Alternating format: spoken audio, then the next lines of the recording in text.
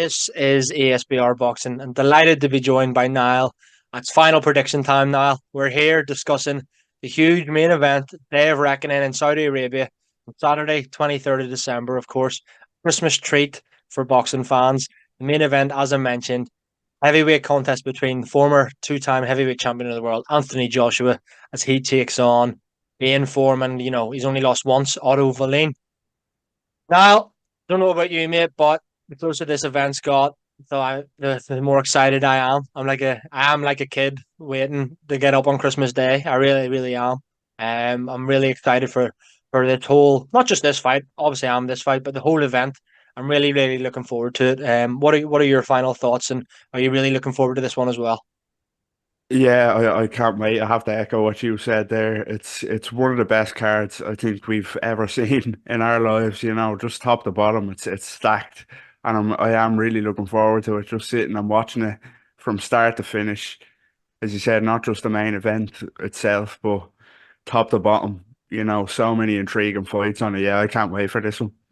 Absolutely, mate. As you mentioned there, of course, we've got Deontay Wilder, Joseph Parker in the co-main event.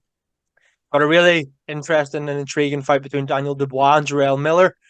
And obviously, you've got, I was going to say, Jai Opetaia defending his world title, but obviously he has vacated his title. But, arguably the best cruiserweight in the world on the bill, arguably the best light heavyweight in the world also on the bill, and fighting a British fighter. So, yeah, as well as a few other big names and up and coming heavyweights. So, yeah, as you mentioned, mate, absolutely amazing, amazing card. Headlined, of course, by Anthony Joshua against Otto Wallin. As this fight's got closer, Niall, I don't know about you. I've kind of, when it was first announced, as make no bones about it, I'm a self-proclaimed Anthony Joshua super fan, but I thought it was going to be not an easy fight. I never thought it was going to be an easy fight, but I was very confident that Joshua was going to get the job done. But the more I've kind of thought about it, the more I actually think this is a really, really tricky fight. What are your thoughts? What puzzles that Joshua's going to have to work out, and what Otto Wallin brings to the table? Yeah, I have to say, I think this is a big potential banana skin for Joshua.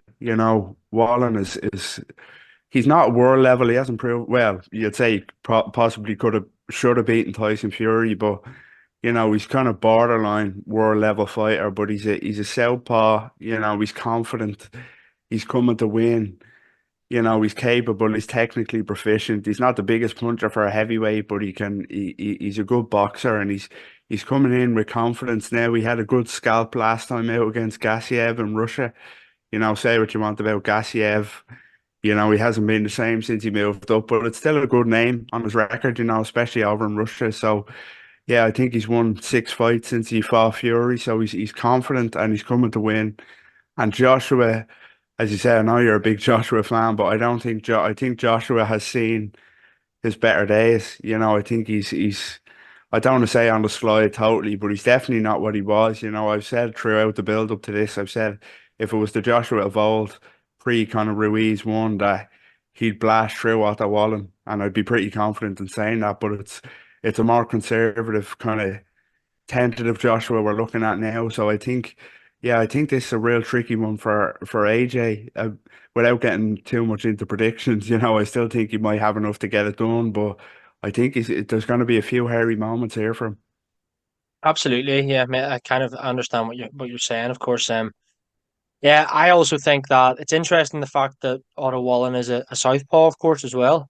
I think didn't Derek James say something like no more southpaws, and people are saying is that perhaps a reason Joshua doesn't have Derek James in his corner this time. He will instead, of course, have Ben Davison, Lee Woods. You brought Lee Wood on to arguably the best featherweight in the world now, looking to become a two-weight world champion up at super feather. He was also, of course, in the corner for Tyson Fury against Otto Wallin those years back. What do you kind of make of that link up, Niall? Is it one that you saw coming? Do you think that it could bring out the best in Joshua? What are your kind of thoughts on that? It's definitely not one that I saw coming. I don't think many people really saw this one coming, especially with Ben Davison's history, as you mentioned, with Tyson Fury, and actually saying in the past that Tyson Fury would knock out Anthony Joshua. So I think it's a quite an interesting one. Ben Davison gets a lot of kind of flack, a lot of unfair flack. I think I quite like Ben Davison. Is he perfect? No, but who is really? And he's still so young. So I think what he done for the likes of Lee Wood has to be commended. So yeah, I think it's quite interesting. What he'll bring to the table for AJ, who knows? I don't know. It's a strange one because they're saying it's a one and done. I'll be back with Derek James after this. But then again, I'm thinking, what happens if Anthony Joshua goes out and looks amazing and blasts through Otto Wallin?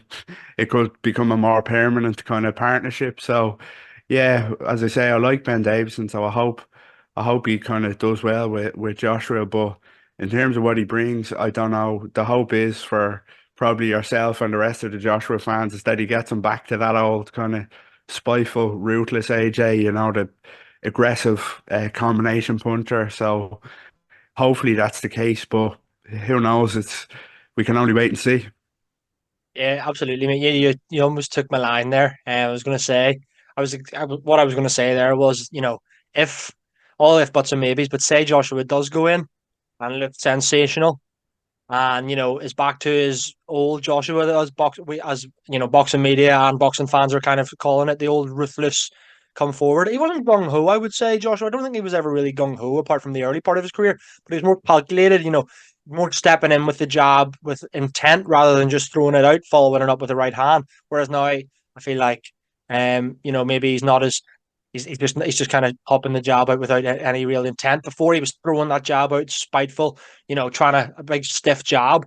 Which I think Joshua does actually have a good jab when you and can box behind it, and hopefully I'm hoping that he finds an opening. But yeah, as you said, mate, say he does that, and he takes 4 or 5 rounds and dismantles Otto Wallin. Who knows? Everyone's going to go like, oh, best AJ's looked in what 5 years or something like that. So then then the talk will be, yeah, do you know what? Ben Davison could be the answer for Anthony Joshua. But that all remains to be seen, as we said, mate, if buts and maybes. Obviously, the headline of this video is final predictions. We've kind of beat around the bush here now a little bit, haven't we? We are here to give our final prediction. Now is the time. I'll throw it right back to you. What is your final prediction for Anthony Joshua against Otto Wallin on December 23rd in Saudi Arabia? Well, as I mentioned before, I think it could be a potential banana skin, but I think Joshua, even as kind of conservative as he is, will have enough to get it done. So I think I'm going for Anthony Joshua by decision and on a points win. But I think I have a feeling he'll look very underwhelming doing it. He'll look kind of that conservative Joshua, and there might be a couple of hairy moments for him. And by hairy moments, I don't mean kind of he'll be knocked down or hurt because I mentioned Wallen's not the biggest puncher. I mean, there could be periods that he gets soundly outboxed for parts of this, but maybe he gets Wallen and drops him late. Maybe that's the difference. And it's going to be hard for Wallen to get a decision, even if he does outbox him with the Deontay Wilder fight in the pipeline for AJ for 2024. So it's going to be tough for him to get a decision. So I'm going to say AJ by an underwhelming points decision, maybe 3 or 4 rounds. Yeah, that's my Interesting, mate. that's my final prediction. Very interesting. I'm gonna caveat that by saying he's gonna look explosive. He's gonna look good. Maybe have a few hairy moments again. As I agree with you in that not writing off Otto Wallin by any stretch. I know a couple of members of ESBR are confident that Otto Wallin will win. I think yeah, he definitely has the ability to take rounds off Joshua, no doubt about it. Think maybe for the early rounds, maybe up there around 4 or so could be question marks around it. But then I don't know. I just see Joshua. I do see him getting the stoppage here. To be honest with you, mate, I've kind of torn whether probably rounds 7 to 9 ish or 7 to 10 ish is roughly where I'm seeing the stoppage for Joshua. But I think ultimately it could be 3 apiece after 6 or whatever or something along those lines. Like it's a the very much hanging in the balance the fight, and then for me Joshua will take over and knock out Otto Wallin in the second half of the fight at some stage. So yeah, we will see, mate. Guys, let us know your thoughts. Who are you agreeing with, Niall or myself, or do you think Otto Wallin could pull off the upset here? Let us know your thoughts. As always, Niall, appreciate your time, mate. Thanks very much. Happy Christmas and Happy New Year, and well to everyone watching.